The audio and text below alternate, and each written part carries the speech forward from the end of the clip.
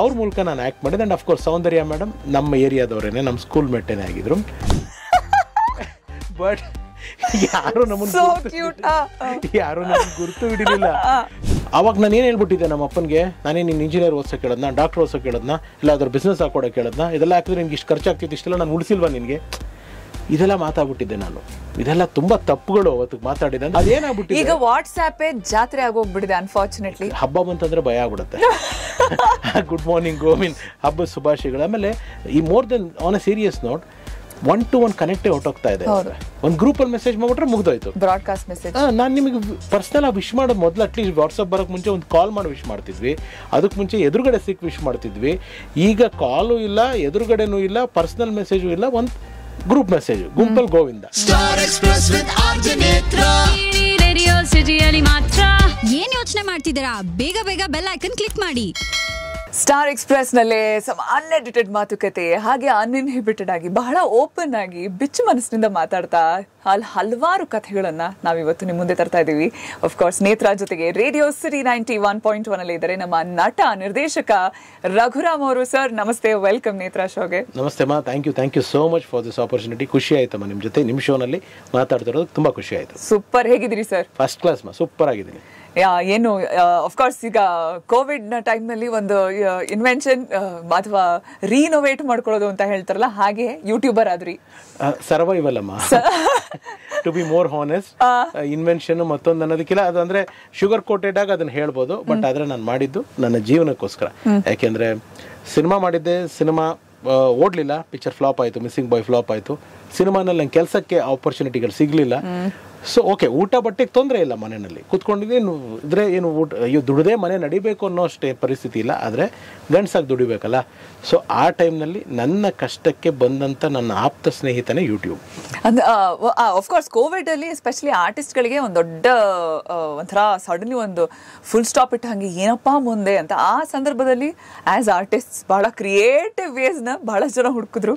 ಆ ರೀತಿ ಯೂಟ್ಯೂಬಲ್ಲಿ ನಿಮ್ಮ ಕಥೆಗಳು, ನಿಮ್ಮ ನರೇಶನ್ನ ಕಥೆಗಳು, ಇನ್ಫ್ಯಾಕ್ಟ್ ಅದೇ ನಿಮ್ಮ ನರೇಶನ್ ಅಲ್ಲಿರುವಂತಹ ಕಥೆಗಳೇ ನಮ್ಮ ಚಿತ್ರರಂಗದ ಹಿಂದಿನ ಕಥೆಗಳು, ತೆರೆ ಹಿಂದಿನ ಕಥೆಗಳನ್ನ ಪ್ರತಿದಿನ ಸ್ಟಾರ್ ಎಕ್ಸ್ಪ್ರೆಸ್ ನಲ್ಲಿ ನಮ್ಮ ಜನ ಕೂಡ ಕೇಳ್ತಾರೆ. 101 ನೆನಪಿನಲ್ಲಿ. Thank you. ಅದನ್ನ ನೀವು ಇನಿಷಿಯೇಟಿವ್ ತಗೊಂಡು ಆ ಜನಗಳಿಗೆ ಆ ಸ್ಟೋರಿನ ತಲುಪಿಸ್ತಾ ಇರೋದಕ್ಕೆ ನಿಮಗೆ ಹಾಗೂ ಎಂಟೈರ್ ರೇಡಿಯೋ ಸಿಟಿ ಟೀಮ್ಗೆ ನಾನು ಹೃದಯಪೂರ್ವಕವಾದ ನಮಸ್ಕಾರಗಳನ್ನು ತಿಳಿಸ್ತೀನಿ. ಬ್ಯೂಟಿಫುಲ್ ಕಥೆಗಳನ್ನ ನರೇಟ್ ಮಾಡ್ತೀರಾ. ಇನ್ಫ್ಯಾಕ್ಟ್ ನಾವು ಮೂರನೇ ವ್ಯಕ್ತಿಯಾಗಿ ನಾವು ನೋಡಿರುವಂತ ಕಥೆಗಳನ್ನ ನಾವು ಹೇಳೋಕ್ಕೂ, ಅಲ್ಲೇ ಒಳಗಡೆ ಸಿನಿಮಾ ರಂಗದಲ್ಲಿ ಈಜಿ ತೇಲಿ ಬಂದಿರುವಂತ ನೀವು ಹತ್ರದಿಂದ ನೋಡಿರುವಂತಹ ವ್ಯಕ್ತಿಗಳ ಕಥೆಗಳನ್ನ ಹೇಳ್ಬೇಕಾದ್ರೆ, ಅದನ್ನ ನೆರೇಟ್ ಮಾಡಿದ್ದನ್ನ ಕೇಳಬೇಕಾದ್ರೆ ನಮಗೆ ಬಹಳ ಖುಷಿ ಆಗುತ್ತೆ. Thank you so much.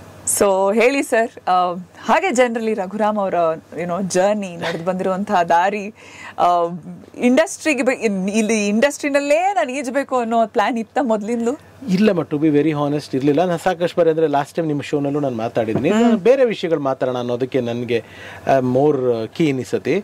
ಅವೆಲ್ಲ ಸುಮ್ಮನೆ ನಾನು ಹೇಳೋದಿಲ್ಲ, ನಾನು ಚಿಕ್ಕ ವಯಸ್ಸಿಂದನೇ ನನ್ನ ಗೋಲು, ನನ್ನ ಡ್ರೀಮು, ನಾನು ಇಲ್ಲೇ ಅವೆಲ್ಲ ಇರಲಿಲ್ಲ. ಅಂದರೆ ಸಿನಿಮಾ ಆಕರ್ಷಣೆ ತುಂಬ ಇತ್ತು, ಸಿನಿಮಾ ಅಂದರೆ ತುಂಬ ಇಷ್ಟ ಆಯಿತು, ಸಿನಿಮಾ ಅಂದರೆ ತುಂಬ ಹುಚ್ಚಿತ್ತು. ಒಂದು ಸ್ವಲ್ಪ ಬುದ್ಧಿ ಬಂದಮೇಲೆ ಸಿನಿಮಾದಲ್ಲಿ ಕಾಣಿಸ್ಕೊಬೇಕು ಅನ್ನೋ ಆಸೆ ಇತ್ತು. ಅದು ಆ್ಯಕ್ಟ್ರ್ ಆಗೋಗಿ ನಂಗೆ ಗೊತ್ತಿಲ್ಲ, ಬಟ್ ತೆರೆ ಮೇಲೆ ಕಾಣಿಸ್ಕೋಬೇಕು ಅನ್ನೋದೊಂದು ಆಸೆ ಸಣ್ಣದಾಗಿತ್ತು. ಬಟ್ ಯಾವತ್ತೂ ಇದನ್ನು ಪ್ರೊಫೆಷನಲ್ ಆಗಿ ತಗೋಬೇಕು ಅಂತ ನಾನು ಅನ್ಸ್ಕೊಂಡಿದ್ದಿಲ್ಲ. ಬಟ್ ಏನಾಯಿತು, ನನ್ನ ಲೈಫ್ನಲ್ಲಿ ಎಲ್ಲ ಅಂದ್ಕೊಂಡಂಗೆ ಯಾವುದೂ ಆಗಲಿಲ್ಲ. ಅಂದರೆ ನಮ್ಮ ಫ್ಯಾಮಿಲಿನಲ್ಲಿ ಯಾರೂ ಈ ಬ್ಯಾಕ್ಗ್ರೌಂಡಿಂದ ಬಂದವರಿಲ್ಲ. ಓಕೆ. ಸೊ ಎಲ್ಲರೂ ಒಂದು ಇಂಜಿನಿಯರು, ಈ ಥರ ಮೆಡಿಕಲ್ ಪ್ರೊಫೆಷನಲ್ ಈ ಥರದಲ್ಲಿರೋರು. ಯಾಕೆಂದರೆ ಅವರೆಲ್ಲ ತುಂಬ ಚೆನ್ನಾಗಿ ಓದ್ತಿದ್ರು. ನನಗೆ ಯಾಕೋ ಈ ಹಾಳಾದ್ದು ಓದನ್ನು ತಲೆ ಒಳಗಡೆ ಹೋಗಲಿಲ್ಲ. ಇಂಜಿನಿಯರ್ಸು, ಡಾಕ್ಟರ್ಗಳು ಮನೆಯಲ್ಲಿ ತಂದೆ ತಾಯಿಯಿಂದ ಪ್ರೆಷರ್ ಹಾಗೆ ಇರ್ತಾ ಇತ್ತಪ್ಪ? ಇಲ್ಲ, ಅವ್ರು ಯಾವತ್ತೂ ನನಗೆ ಅದೇ ವೆರಿ ಹಾನೆಸ್ಟ್ಲಿ ನಾನು ಮಾತಾಡ್ತೀನಿ ನಿಮ್ಮ ಹತ್ರ. ನನ್ನ ಮಕ್ಕಳು ಇವಾಗ ನನಗಿಬ್ರು ಹೆಣ್ಮಕ್ಳು. ದೊಡ್ಡವಳು she is doing final degree, ಎರಡನೇವಳು ಇವಾಗ 5th ಸ್ಟ್ಯಾಂಡರ್ಡು.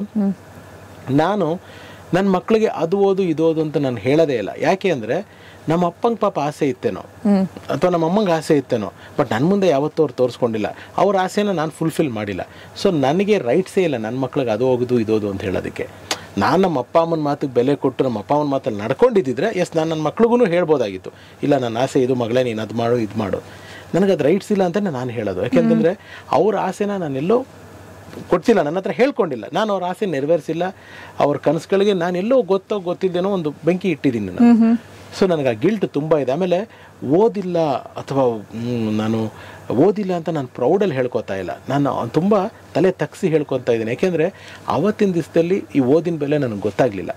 ಅಂದರೆ ಓದಬೇಕು, ಇದೇ ಬೇಡಮ್ಮ, ಯಾರೋ ಹತ್ರ ದುಡ್ಡು ಇಂಪಾರ್ಟೆಂಟು, ಸಂಪಾದನೆ ಮಾಡಬೇಕು, ಸಂಪಾದನೆ ಈಸ್ ಮೋರ್ ಇಂಪಾರ್ಟೆಂಟ್ ಅಂತ ನಾನು ಅಂದ್ಕೊಂಡಿದ್ದೆ. ಆದರೆ ಇವತ್ತು ನಾವು ಈ ಕ್ರಿಯೇಟಿವ್ ಕೆಲಸಗಳಲ್ಲಿ ಇರೋದ್ರಿಂದ ಎಲ್ಲೋ ಏನೋ ಬರೀಬೇಕು ಅಥವಾ ಏನೋ ಒಂದು ಇದು ಮಾಡಬೇಕು ಅಂತ ನಾನು ಇನ್ನೊಬ್ರನ್ನ ಕೇಳ್ತೀನಿ, ಇದು ಓಕೆನಾ, ಇದು ಮಾಡಿದ್ರೆ ಸರಿ ಇರುತ್ತಾ. ಅವತ್ತಿಗೆ ಅನಿಸುತ್ತೆ ಅಯ್ಯೋ ಇಲ್ಲ ನಾನು ಓದಬೇಕಾಗಿತ್ತು.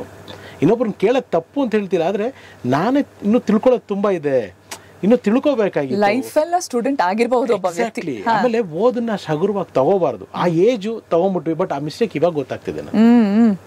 ಸೊ ಅಂದ್ರೆ ಏನ್ ಅಟ್ರಾಕ್ಷನ್ ಇತ್ತು? ಏನಿಲ್ಲ, first thing recognition is an attraction. ಯಾರೋ ಸಿಗ್ತಾರೆ, ಅವಾಗೆಲ್ಲ ಆಟೋಗ್ರಾಫ್ ಕಾಲ ಅಲ್ವಾ, ಯಾರೋ ಒಂದು ಆಟೋಗ್ರಾಫ್ ಸೈನ್ ಮಾಡೋದಂತಂದ್ರೆ ಇನ್ನೂ ಚೆನ್ನಾಗಿ ಜ್ಞಾಪಕ ಇದೆ. ನನ್ನ ಫಸ್ಟ್ ಪಿಕ್ಚರು ದೋಣಿ ಸಾಗಲಿ ಅಂತ ಫಿಲ್ಮ್ ಮಾಡಿದ್ದು ಸೌಂದರ್ಯ ಮೇಡಮ್ ಜೊತೆಗೆ. ಆ ಪಿಕ್ಚರ್ಲಿ ನಮ್ಮ ರಾಜನ್ ಸಿಂಗ್ ಬಾಬು ಸರ್ ಡೈರೆಕ್ಟ್ರು, ಅದ್ರ ಅಸೋಸಿಯೇಟು ನಮ್ಮ ಮನೆ ಎದುರುಗಡೆನೇ ಇದ್ದಿದ್ದು, ಕಿಟ್ಟಿ ರಂಗಮಂಚ ಅಂತ. ಅವ್ರ ಮೂಲಕ ನಾನು ಆ್ಯಕ್ಟ್ ಮಾಡಿದೆ. ಆ್ಯಂಡ್ ಅಫ್ಕೋರ್ಸ್ ಸೌಂದರ್ಯ ಮೇಡಮ್ ನಮ್ಮ ಏರಿಯಾದವರೇನೆ, ನಮ್ಮ ಸ್ಕೂಲ್ ಮೆಟ್ಟೇನೆ ಆಗಿದ್ರು. ಆ ಸಿನಿಮಾ ರಿಲೀಸ್ ಆಯಿತು, ನಂಗೆ ಚೆನ್ನಾಗಿ ಜ್ಞಾಪಕ ಇದೆ. Abhinay theatre, main theatre. ನೀವು ನಂಬಲ್ಲ, ಈ ದುಂಬಿ ಫಿಲ್ಮಲ್ಲಿ ಆದರ್ಶ ಅಂತ ಮಾಡಿದ್ರಲ್ಲ, ಆದರ್ಶ ದಂಡಪಿಂಡಗಳೆಲ್ಲ ಮಾಡಿದ್ರಲ್ಲ, ನಾನು ಅವ್ರದ್ದೆಲ್ಲ ನಾವೆಲ್ಲ ಒಟ್ಟಿಗೆ ಬಂದಿದ್ದೆ ಆ ಸಿನಿಮಾ ಮೂಲಕ. ನಾನು ಆದರ್ಶ ಎಲ್ಲ ಮನೆಯಿಂದನೇ ದೇವ್ರಿಗೆ ಸ್ಥಾನಕ್ಕೆ ಹೋಗಿ ಪೂಜೆ ಮಾಡೋದು ಎಲ್ಲರೂ ಮಾಡ್ತಾರೆ. ಆದರೆ ಫನ್ನಿಯೆಸ್ಟ್ ಪಾರ್ಟ್ ಅಂದರೆ ನಾವಿಬ್ರು ಒಂದೊಂದು ಪೆನ್ ಸಿಗಿಸ್ಕೊಂಡು ಹೋಗಿದ್ವಿ, ಪಿಕ್ಚರ್ ಮುಗಿದ್ಮೇಲೆ.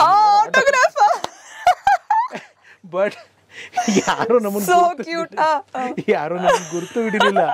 ಸೊ ನಾವು ಏನೇನೋ ಅಸಂಪ್ಷನ್ ಮಾಡ್ಕೊಂಡ್ಬಿಡ್ತೀವಲ್ಲ, ಪಿಕ್ಚರ್ ನೋಡ್ತಾರೆ, ನಮ್ಮನ್ನು ನೋಡಿದ ತಕ್ಷಣ ಗುರುತು ಹಿಡಿತಾರೆ, ನಮ್ಮ ಹತ್ರ ಆಟೋಗ್ರಾಫ್, ನಾವು ಪೆನ್ನು ಅಲ್ಲೆಲ್ಲರೂ ಸಿಗದೇ ಇದ್ರೆ ಆಟೋಗ್ರಾಫ್ ಕೇಳಿದಾಗ ಅಂದ್ಬಿಟ್ಟು ನಾವೊಬ್ರು ಒಂದೊಂದು ಪೆನ್ ತಗೊಂಡೋಗಿದ್ವಿ. ಬಟ್ ಆ ಪಿಕ್ಚರ್ ಪಾಪ ಅನ್ಕೊಂಡಂಗೆ ಆಗ್ಲಿಲ್ಲ, ನಮ್ಗೆ ಯಾರು ಗುರುತು ಹಿಡಿಲಿಲ್ಲ.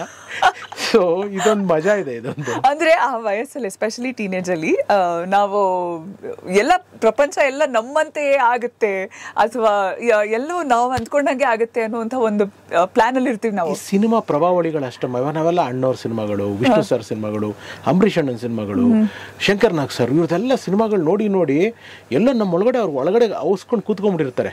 ಯಾವುದೋ ಒಂದು ಸೀನ್ ಬಂದಾಗ ನಾವು ರಾಜ್ಕುಮಾರ್ ತರ ಆಗ್ಬಿಡ್ತೀವಿ, ಯಾವುದೋ ಒಂದು ಸೀನ್ ಬಂದಾಗ ವಿಷ್ಣು ಸರ್ ಆಗ್ಬಿಡ್ತೀವಿ, ಯಾವುದೋ ಒಂದು ಲವ್ ಸೀನ್ ಬಂದಾಗ ನಮ್ಮ ಪ್ರೇಮಲೋಕ ರವಿ ಸರ್ ಆಗ್ಬಿಡ್ತೀವಿ. ನಮ್ಗೆ ಗೊತ್ತಿಲ್ಲದೆ, ಅಂದ್ರೆ ನನ್ನೊಳಗಡೆ ನಾನು ಹೇಳ್ತಾ ಇರೋದು, ಆ ಸಿನಿಮಾ ಅನ್ನೋದು ಅಷ್ಟು ಪ್ರಭಾವ ಬೀರಿತ್ತು. ಅದೇ ಬೇರೆ ಏನು ನಮಗೆ. But one thing, to be very honest with you, ಬೇರೆ ಥರ ನನಗೆ ನನ್ನ ವೈಯಕ್ತಿಕ ಜೀವನದಲ್ಲಿ ಡೈವರ್ಟ್ ಆಗೋಕ್ಕೆ ನನಗೆಲ್ಲೂ ಈ ಸಿನಿಮಾ ಬಿಡಲಿಲ್ಲ. ನನಗೆ ರಜಾ ಸಿಗ್ತಾ ಸಿನಿಮಾ, ಕಾಲೇಜಿಗೆ ಚಕ್ಕರ್ ಹೊಡೆದ್ನೋ ಸಿನಿಮಾ, ಇದು ನೋಡಿ ನೋಡಿ ಬೇರೆ ಎಲ್ಲೋ ಪಬ್ಗಳಿಗೆ ಹೋಗಬೇಕು, ಮತ್ತೊಂದು ಕಡೆ ಬೇರೆ ಬೇರೆ ಥರದ ಡೈವರ್ಷನ್ಸ್ಗಳು ನನಗೆ ಬರಲಿಲ್ಲ. ಬರೀ ಸಿನಿಮಾ ಅಂದ್ಬಿಟ್ಟು ಆ ಸಿನಿಮಾ ಅನ್ನೋದು ಅದರೊಳಗಡೆನೆ ನಮ್ಮನ್ನ ಗಟ್ಟಿಯಾಗಿ ಹಿಡ್ಕೊಂಡ್ಬಿಡ್ತು. ಬೇರೆ ಎಲ್ಲೂ ದಾರಿ ತಪ್ಪಕ್ಕೆ ಅಥವಾ ಮಿಸ್ಲೀಡ್ ಆಗಕ್ಕೆ ಅವಕಾಶ ಮಾಡ್ಕೊಡ್ಲಿಲ್ಲ ಈ ಸಿನಿಮಾ. ಮನೇಲಿ ಯಾರಾದ್ರೂ ಇದ್ರಾ ಸಿನಿಮಾಗಳಲ್ಲಿ? ಯಾರು ಇಲ್ಲ. ಬೈದಿದ್ರಾ ದಾರಿ ತಪ್ತಾ ಇದ್ದಾನೆ ಮಗ ಸಿನಿಮಾಗೆ ಹೋಗಿ? ಅದು ಯೂಶಲಿ ಎಸ್ಪೆಷಲಿ ಓದೋ ವಯಸ್ಸಲ್ಲಿ ಸಿನಿಮಾ ನಾಟಕ ಅಂತಂದ್ರೆ ದಾರಿ ತಪ್ಪಿಡ್ತಾರೆ ಮಕ್ಕಳು ಅನ್ನೋ ಭಯ. ನೋಡಿದಾಗ ಏನ್ ಬರೀ ಪಿಕ್ಚರೇ ನೋಡ್ತಿದ್ಯಾ, ಓದ್ತಿಲ್ಲ ಅನ್ನೋ ಬೈಯೋರು. ಬಟ್ ಇನ್ಯಾವತ್ತು ಯಾರು ಏನು ಪಾಪ ಬೈದಿಲ್ಲ. ಬಟ್ ನಮ್ಮ ತಾಯಿದ್ ನಂಗೆ ತುಂಬಾ ಸಪೋರ್ಟ್ ಇತ್ತು. ನಮ್ಮ ತಂದೆಗೆ ಇಷ್ಟ ಇರ್ಲಿಲ್ವೇನೋ, ಬಟ್ ನನ್ನ ಮುಂದೆ ತೋರಿಸ್ಕೊಂಡಿಲ್ಲ. ನಮ್ಮ ಅಪ್ಪ ಅಮ್ಮನ ಮಾತುಕತೆ ಆಗಿದೆ ಅನ್ನೋದು ನನ್ನ ಮುಂದೆ ಯಾವತ್ತು. ನೀನು ಯಾಕೆನ್ಸಿ ನನಗೆ ಗೊತ್ತಿಲ್ಲ, ನಾನು ಏನು ಓದಿಲ್ಲ, ನನ್ನ ಕೆಲಸ ಕೊಡೋದಕ್ಕೆ. ಏನು ಕೆಲಸ ಮಾಡ್ತೀರಾ? ನಾನು D pharma first year pass ಆಗಿರೋದಷ್ಟೇ, second year fail. Medical shop ಅಥವಾ ಬೇರೆಯವ್ರ ಸರ್ಟಿಫಿಕೇಟ್ ಅಲ್ಲಿ ನಾನು ಮೆಡಿಕಲ್ ಶಾಪ್ ಇಡಬೇಕು ಅಂತ ನಮ್ಮ ತಂದೆದು ಪ್ಲಾನ್ ಆಗಿತ್ತು. ಬಟ್ ನನಗೇನು ಅನಿಸ್ಬಿಡ್ತು, ಒಂದು ಮೈನ್ ರೋಡು 4 ಗೋಡೆ ನೋಡ್ಕೊಂಡು ಕೂತ್ಕೊಳ್ಳೋಕೆ ನನಗಾಗಲ್ಲ. ಅದು ಒಂಥರ ನನಗೆ, ನೀವು ಇಟ್ಟರು ನಾನು 6 ತಿಂಗಳು ನಡೆಸ್ತೀನೋ 1 ವರ್ಷ ನಡೆಸ್ತೀನೋ ನನಗೆ ಗೊತ್ತಿಲ್ಲ. ಅದು ನಾನು ಡೆಫಿನೆಟ್ಲಿ ಇದ್ರಲ್ಲಿ ಮುಂದುವರಿಯಲ್ಲ ಅಂತ ಅಂದಾಗ ನಮ್ಮಮ್ಮ ಇಲ್ಲ, ಅವ್ನಿಗೆ ಇಷ್ಟ ಇಲ್ಲದಿರೋದು, ಅವನೇನೋ ನಮಗೇನು ಇನ್ವೆಸ್ಟ್ ಮಾಡೋಕ್ಕೇನು ಕೇಳ್ತಿಸಿ ಎಷ್ಟು ತಪ್ಪು ಮಾತಾಡ್ಬಿಡ್ತೀವಿ ನಾವುಗಳೆಲ್ಲ ಅಂತಂದರೆ ಇವತ್ತಿಗೆ ಅದೆಲ್ಲ ಒಂದು ರಿಯಲೈಸೇಷನ್ ನಮ್ಗೆ ತುಂಬ ಗಿಲ್ಟ್ ಆಗುತ್ತೆ. ಮಾತಾಡ್ತಾ ನಾನೇನು ಅವತ್ತಿನ ಏಜು ನಾನು ಅದನ್ನು ಇವತ್ತು ಗಿಲ್ಟ್ ಆಗ್ತದೆ, ಅವತ್ತಿಗೆ ನನಗೆ ಆ ಗಿಲ್ಟು ಕೂಡ ಆಗಿಲ್ಲ. I am telling you honestly. ಅವಾಗ ನಾನು ಏನು ಹೇಳ್ಬಿಟ್ಟಿದ್ದೆ ನಮ್ಮ ಅಪ್ಪನಿಗೆ, ನಾನೇನು ನೀನು ಇಂಜಿನಿಯರ್ ಓದ್ಸೋಕೆ ಕೇಳೋದನ್ನ, ಡಾಕ್ಟರ್ ಓದ್ಸೋಕೆ ಕೇಳೋದನ್ನ, ಇಲ್ಲ ಅದ್ರ ಬಿಸ್ನೆಸ್ ಹಾಕೊಡೋಕೆ ಕೇಳೋದನ್ನ, ಇದೆಲ್ಲ ಹಾಕಿದ್ರೆ ನಿನ್ಗೆ ಇಷ್ಟು ಖರ್ಚಾಗ್ತಿತ್ತು, ಇಷ್ಟೆಲ್ಲ ನಾನು ಉಳಿಸಿಲ್ವಾ ನಿನಗೆ, ಇದೆಲ್ಲ ಮಾತಾಡ್ಬಿಟ್ಟಿದ್ದೆ ನಾನು. ಇದೆಲ್ಲ ತುಂಬ ತಪ್ಪುಗಳು ಅವತ್ತಿಗೆ ಮಾತಾಡಿದೆ. ಅಂದರೆ ಅವತ್ತಿನ ಎಮೋಷನ್ನು ಅಥವಾ ಅವತ್ತಿನ ನಮ್ಮ ಮೆಚುರಿಟಿ ಲೆವೆಲ್ಲೇ ಅಷ್ಟಿತ್ತು. ಇವತ್ತಿಗೆ ಅದು ನೆನೆಸ್ಕೊಂಡ್ರೆ ಪಾಪ ಅವರೆಲ್ಲ ಎಷ್ಟು ತಡ್ಕೊಂಡಿದ್ದಾರೆ ನಮ್ಮನ್ನು. ಇವತ್ತೆಲ್ಲ ಬಂದು ಕೂತ್ಕೊಂಡು ಇಲ್ಲಿ ಪ್ರೋಗ್ರಾಮಲ್ಲಿ ಮಾತಾಡ್ತೀವಿ. ಕೆಲವ್ರು ಹೇಳ್ತಾರಲ್ಲ ನನಗೆ, ನೀವು ಚೆನ್ನಾಗಿ ಹೇಳ್ತೀರಾ, ನೀವು ಮಾತಾಡ್ತೀರಾ, ಒಬ್ರು ದೊಡ್ಡವ್ರಿಗೆ ಚೆನ್ನಾಗಿ ಗೌರವ ಕೊಡ್ತೀರಾ. ಯಾಕೆ ಅಂತಂದರೆ ಮನೆಯಲ್ಲಿ ನನಗಿವಾಗ ಇಬ್ಬರೂ ಇಲ್ಲ, ಅಪ್ಪ ಅಮ್ಮ ಇಬ್ಬರೂ ಇಲ್ಲ. ಸೊ ನನಗೆ ಆ ಗಿಲ್ಟ್ ಕಾಡ್ತಾ ಇದ್ದಾಗ ನಾನು ಇದು ನನ್ನ ಚೈಲ್ಡ್ಹುಡ್ಡಲ್ಲಿ ಅಥವಾ ನನ್ನ ಟೀನ್ಸಲ್ಲಿ ಈ ಥರ ಎಲ್ಲ ಮಾತಾಡ್ಕೊಂಡು ಬಂದ್ಬಿಟ್ಟಿದ್ದೀನಿ. ಇವತ್ತಿಗೆ ಆ ಗಿಲ್ಟ್ ಕಾಣೋದನ್ನ ಯಾರೇ ಒಬ್ರು ನಮ್ಮ ತಂದೆ ವಯಸ್ಸವ್ರು ನೋಡಿದ್ರು ಅಥವಾ ನಮ್ಮ ತಾಯಿ ವಯಸ್ಸವ್ರು ನೋಡಿದ್ರು ನಾನು ಅವ್ರನ್ನ ನೋಡ್ತೀನಿ. ಸೊ ನಾನು ಅಲ್ಲಿ ಏನು ಮಿಸ್ ಮಾಡಿದ್ದೆ, I am trying to fulfil that. ಇಲ್ಲಿ ನಾನೇನು ದೊಡ್ಡದಾಗಿ ಮಾಡ್ತಾನೆ ಇಲ್ಲ. ಓಕೆ, ನಮ್ಮ ಅಪ್ಪ ಇವಾಗ ಇದ್ದಿದ್ರೆ ನಾನು ಹೆಂಗೆ ಮಾತಾಡಿಸ್ತಿದ್ದೆ, ಅಥವಾ ನಮ್ಮಮ್ಮ ಇವಾಗ ಹೆಂಗಿದ್ರೆ ಹೆಂಗೆ ಮಾತಾಡಿಸ್ತಿದ್ದೆ ಅಷ್ಟೇ. ಆಮೇಲೆ ನನಗೆ ಯಾರು ಅಕ್ಕ ತಂಗಿರಿಲ್ಲ, ನಾನು ಒಬ್ಬನೇ ಮಗ.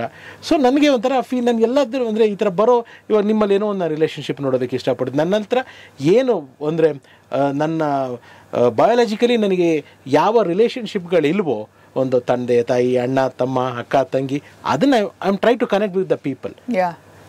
ಅದನ್ನು ಹುಡುಕಾಟ ನನ್ನ ಪ್ರೋಗ್ರಾಮ್ನಲ್ಲೂ ನಾನು ಅದನ್ನು ಹುಡುಕಾಟ ಮಾಡ್ತೀನಿ. ಇವತ್ತಿಗೂ ಕೂಡ ನಾನು ಇಂಟರ್ವ್ಯೂ ಮಾಡಿರೋ ಅಷ್ಟು ಗೆಸ್ಟ್ಗಳ ಜೊತೆ ಬರೀ ಇಂಟರ್ವ್ಯೂ ಮತ್ತೊಂದು ಅಂತೆಲ್ಲ ಎವ್ರಿ ಟೈಮ್ ಅಂದರೆ 15 days ಒನ್ಸೋ ಅಥವಾ 10 days ಒನ್ಸೋ ನಾನು ಅವ್ರ ಜೊತೆ ಒಂದು ವಾಟ್ಸಪ್ಪು, ಒಂದು ಕಾಲು. ನನಗೆ ತುಂಬ ನನ್ನ ಹೇಟ್ ಮಾಡೋದಂತಂದ್ರೆ ಈ ಗ್ರೂಪ್ ಮೆಸೇಜ್ಗಳಮ್ಮ. ಅದೇನಾಗ್ಬಿಟ್ಟು ಈಗ ವಾಟ್ಸ್ಆ್ಯಪೇ ಜಾತ್ರೆ ಆಗೋಗ್ಬಿಟ್ಟಿದೆ ಅನ್ಫಾರ್ಚುನೇಟ್ಲಿ. ಹಬ್ಬ ಬಂತಂದ್ರೆ ಭಯ ಆಗ್ಬಿಡುತ್ತೆ. ಗುಡ್ ಮಾರ್ನಿಂಗು, ಹಬ್ಬದ ಶುಭಾಶಯಗಳು. ಆಮೇಲೆ ಈ more than on a serious note, 1-to-1 ಕನೆಕ್ಟೇ ಹೊಟ್ಟೋಗ್ತಾ ಇದೆ.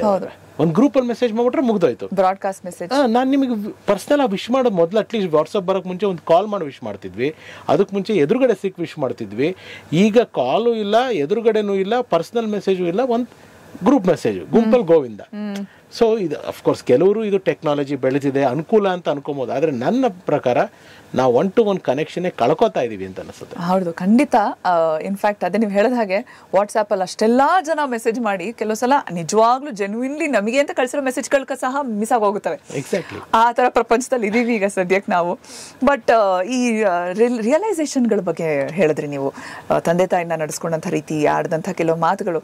ಲೈಫಲ್ಲಿ ಎಲ್ಲರಿಗೂ ಒಂದು ಪಾಯಿಂಟಲ್ಲಿ ಆ ಒಂದು ರಿಯಲೈಸೇಷನ್ ಆಗುತ್ತೆ. ಅದು ನಾವು ಅವ್ರ ಜಾಗದಲ್ಲಿ ನಿಂತಿದ್ದಾಗ, ಪ್ರಾಬಬ್ಲಿ ಅವರ ಸ್ಥಾನದಲ್ಲಿ ಪ್ರಾಬ್ಲಿ ನೀವು ತಂದೆಯಾಗಿ ನಿಮ್ಮ ಮಕ್ಕಳು ಬೆಳೀತಿರುವಾಗ ಇವ್ರು ನನಗೆ ಈ ಮಾತು ಹೇಳಿಬಿಟ್ರೆ ನಾನು ತಗೋತೀನಿ ಅನ್ನೋಂಥ ಮಾತು ಆ ರೀತಿ ಆಯ್ತಾ, ಹೇಗಾಯ್ತದು? ಇಲ್ಲ, ನನಗೆ ಏನಾಗದಂತ ನಾನು ವೆರಿ ಓಪನ್ ವಿತ್ ಯು.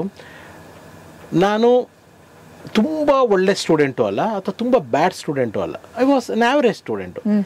ನಾನು ಯಾವಾಗಲೂ ಅದೇ ಹೇಳೋದು, ಏನಂತಂದರೆ ನಮ್ಮ ತಂದೆದು ಅದು ಮಿಸ್ಟೇಕೋ ಅಥವಾ ಅವ್ರೊಳಗಡೆ ಅದು ಆಸೆ ಇತ್ತೋ ನನಗೆ ಗೊತ್ತಿಲ್ಲ. ಹೆಂಗೆ ಒಂದು ಚೈಲ್ಡ್ಹುಡ್ಡಲ್ಲಿ ನಾವು ಹೆಂಗೆ ವ್ಯತ್ಯಾಸ ಆಗುತ್ತೆ ನಮ್ಮ ಬೆಳವಣಿಗೆಗಳು ಅಥವಾ ಪರಿಣಾಮಗಳು ಬೀಳುತ್ತೆ ಅನ್ನೋದಕ್ಕೆ, ನಮ್ಮ ತಂದೆ ಕಡೆ ವಾಟ್ ಎವರ್ ನನ್ನ ಕಸಿನ್ಸ್ ಎಲ್ಲನೂ ಅವರೆಲ್ಲ ತುಂಬ ಅಕಾಡೆಮಿಕ್ಸಲ್ಲಿ ಸ್ಟ್ರಾಂಗ್ ಇರೋವಂಥವ್ರು, ತುಂಬಾ ಚೆನ್ನಾಗಿ ಓದೋವಂಥ. ಟು ಬಿ ವೆರಿ ಹಾನೆಸ್ಟ್, ಇವಾಗ ನಮ್ಮ ತಂದೆ ಕಡೆ ನನ್ನ ಕಸಿನ್ಸ್ ಎಲ್ಲನೂ they are very strong in their academics. ನಾನು ತೀರಾ ಸ್ಟ್ರಾಂಗೂ ಅಲ್ಲ, ವೀಕೂ ಅಲ್ಲ, ವೆರಿ ಆವ್ರೇಜ್. ಆಮೇಲೆ ನನಗೆ ಆಸಕ್ತಿ ಬಂದು ಈ ಸಿನಿಮಾ. ಅವ್ರು ಯಾರು ಈ ಸಿನಿಮಾ ಬಗ್ಗೆ ಕಾಮನ್ ಟಾಪಿಕ್ ಆಗಿರಲಿಲ್ಲ ಅವ್ರಿಗೆ. ನಾನು ಟಾಕಿಂಗ್ ಅಬೌಟ್ ಮೈ ಚೈಲ್ಡ್ಹುಡ್. ಅವರೆಲ್ಲ ಸೇರಿದಾಗ ಅವರೊಂದು ಮ್ಯಾಥಮೆಟಿಕ್ಸ್ ಬಗ್ಗೆನೋ, ಒಂದು ಜಿಯೋಗ್ರಫಿ ಬಗ್ಗೆನೋ, ಅಥವಾ ಒಂದು ಸೈನ್ಸ್ ಬಗ್ಗೆನೋ, ಅಥವಾ ಆ ಟೆಕ್ಸ್ಟ್ ಬುಕ್ಗಳ ಬಗ್ಗೆನೋ ಡಿಸ್ಕಷನ್ ಮಾಡೋರು. ನಮ್ಮದು ಮೈಸೂರು. ನಾನು ಚಾಮುಂಡೇಶ್ವರಿ ಥಿಯೇಟ್ರಲ್ಲಿ ಯಾವ ಪಿಕ್ಚರ್ ಓಡ್ತಾ ಇದ್ದೆ, ವುಡ್ಲ್ಯಾಂಡ್ಸ್ ಲಕ್ಷ್ಮೀ ಥಿಯೇಟ್ರಲ್ಲಿ ಯಾವುದು, ಇದು ನನ್ನ ಇದನ್ನ ಯಾರು ಮಾತಾಡ್ತಾರೋ ಅವ್ರು ನನ್ನ ಕ್ಲೋಸ್ ಆಗ್ತಾ ಇದ್ದೆ. ಇದು ಜಾದ್ಮೇಲೆ ಏನಾಗೋಯ್ತು, ಈ ಮಾರ್ಕ್ಸ್ ಅನ್ನೋದು ಬರುತ್ತಲ್ಲ, ಈ ಮಾರ್ಕ್ಸ್ ಅನ್ನೋದು ಬಂದಾಗ ನನಗೆ ಅಯ್ಯೋ, ನಾನು ಫಸ್ಟಿಂದನೂ ಅತೃಪ್ತ ಅಲ್ಲ, ಅಲ್ಪತೃಪ್ತ. ಅಂದ್ರೆ ಒಂದು ಪಾಸ್ ಆದ್ರೆ ಸಾಕಪ್ಪ ನನಗೇನು ಅದೆಲ್ಲ ಗೋಲ್ಸ್, ನಾನು ರ್ಯಾಂಕ್ ತಗೋಬೇಕು ಅವೆಲ್ಲ ನನಗೆ ಇರಲಿಲ್ಲ. ಫೇಲ್ ಆಗಬಾರ್ದು, ಬ್ಯಾಕ್ಲಾಗ್ಗಳಿರ್ಬಾರ್ದು, ಯಾವುದು ಮುಗಿಸ್ಕೊಂಡು ಹೋಗ್ಬೇಕು ಅನ್ನೋದು ಅಷ್ಟೇ ನಮ್ದು ಇದ್ದಿದ್ದು. ಸೊ ಇಲ್ಲಿ ಏನಾಗ್ಬಿಡೋದು, ಅವ್ರಗಳದೆಲ್ಲ ಮಾರ್ಕ್ಸ್ಗಳು ಚೆನ್ನಾಗಿ ಬಂದಾಗ my father use to compare, ನೋಡು ಅವರೆಲ್ಲ ಎಷ್ಟು ಚೆನ್ನಾಗಿ ತೊಗೊಂಡಿದ್ದಾರೆ ಮಾರ್ಕ್ಸು, ನೀನು ಇದೆಯಾ. ಅವಾಗ ನನಗೆ ಏನಾಗ್ಬಿಡೋದು ನನ್ನೊಳಗಡೆ, ಅಂದರೆ ಇವತ್ತು ನಾನು ಅದನ್ನು ಸತ್ಯ ಹೇಳ್ತೀನಿ ನಿಮಗೆ, ಅವಾಗ ನನಗೇನು ಅನಿಸ್ಬಿಡೋದು, ಓ ಅವರೆಲ್ಲ ಬೇರೆ ಥರ, ನಾನೇ ಬೇರೆ ಥರ. ನಾನು ಚಿಕ್ಕ ಹುಡುಗ, ಅವಾಗ ನಾನು 7ನೇ ಕ್ಲಾಸ್ 8ನೇ ಕ್ಲಾಸ್ ಹುಡುಗ ಇದ್ದೆ. ಅವಾಗ ವೈಫ್ಗೆ ಅದೇ ಹೇಳಿರೋದು, ಯಾವುದೇ ವಿಷಯದಲ್ಲೂ ಮಕ್ಕಳನ್ನ ಇನ್ನೊಬ್ಬರ ಜೊತೆ ಕಂಪೇರ್ ಮಾಡಬೇಡ. ಎಲ್ಲರ ಚೈಲ್ಡ್ಹುಡ್ಡಲ್ಲೂ ಅವ್ರ ಫಾದರೇ ಅವ್ರ ಹೀರೋ, ಆದರೆ ನನಗೆ ನಮ್ಮ ಅಪ್ಪನ ವಿಲನ್ ಥರ ಕಾಣಿಸೋಕೆ ಸ್ಟಾರ್ಟ್ ಆಗ್ಬಿಟ್ಟಿದೆ.